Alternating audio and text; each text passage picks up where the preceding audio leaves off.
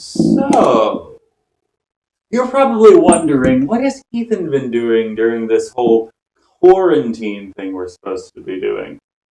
I ask myself that question every day. And I have a very interesting answer to it. It's 3D printing personal protective equipment. It only makes you look like a little bit of a Batman villain, but I'll just grab another one. This N95 filterless mask is a lot which stands between you and the coronavirus, I'm told. So what I've been doing is I've been using my 3D printer and putting it to good use. So what we're going to attempt to do is scan my face and then create a mask for my uniquely chiseled jawline. This next part is a very involved process that includes me sitting in a chair, spinning around awkwardly, making no facial expressions.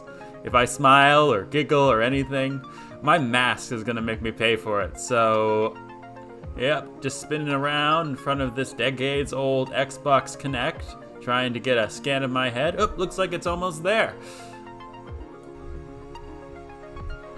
While my computer tries to play a game of connect the dots with photons, I'm going to open up Blender and attempt to show you what I have in mind. So, here's my face. It's my head and everything in it. Now, I'm going to spend the next 20 minutes trying to detach my face from my head. So, in this case, my face is made out of faces, and I gotta find those faces to make up my face, and only those faces to make up my face, and detach them from my face. So that is a very involved process. You know, you can see right here I'm noobing out on Blender. I get frustrated halfway through, but I think I have a good representative model of my face. So this is the detaching part, which is very, very involved. There we go. Ordinarily, that would still be painful, but now there's two of me. Okay, now that there's two of me, I'm going to delete my head, and I'm gonna get this face thing centered somewhere that doesn't suck. Here works.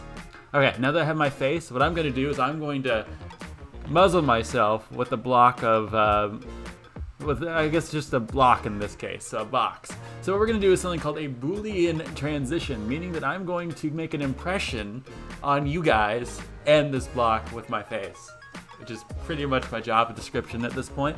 Alright, now that I've made this description, this impression if I do say so myself, I'm going to start deleting all the faces so that only the faces of my face are visible. Alright, so I think I got it. There we go. So we're going to zoom in a second. As you can see right now, you have an outline of my face. So what I'm going to do is I'm going to chisel out like the Michelangelo of old and create myself my own David of myself. There we go. Isn't that beautiful? I disagreed too, don't worry. Alright, so right now I have some of the residual stuff I gotta delete, which is always annoying. I mean, right now, I'm used to 3ds Max, so Blender is always like, oh, delete similar. That's never gonna work out for me, so it's always like, I gotta look up all the stuff and Alright, I think I've got it pretty good. So now that I have my face, what I'm going to do is I'm going to encode some pretty cool patterns on my face because I'm going to be 3D printing it out. So first things first, I do something called a decimation, which takes away a lot of the faces from my face.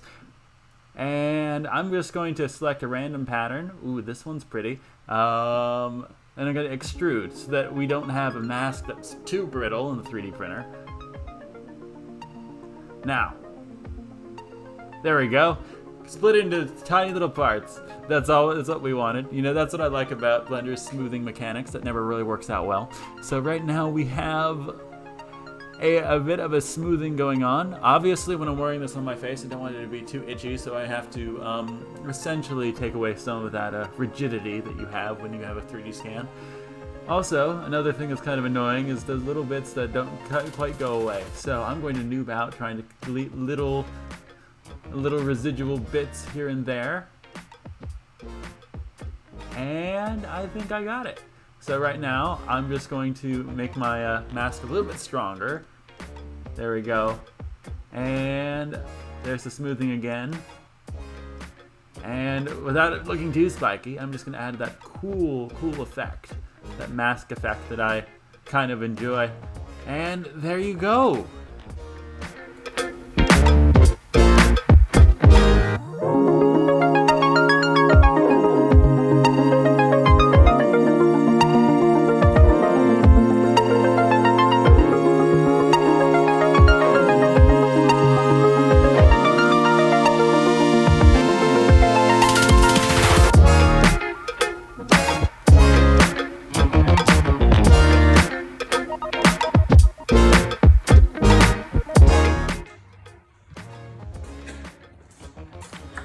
My least favorite part of the process, cleaning up the gunk. Should turn out pretty good though.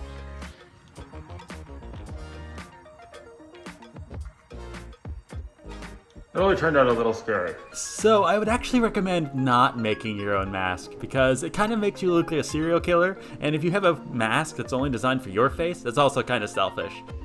So I would recommend using this design. It's made by professionals, i.e. doctors, and it's essentially able to take out more of the virus in the air.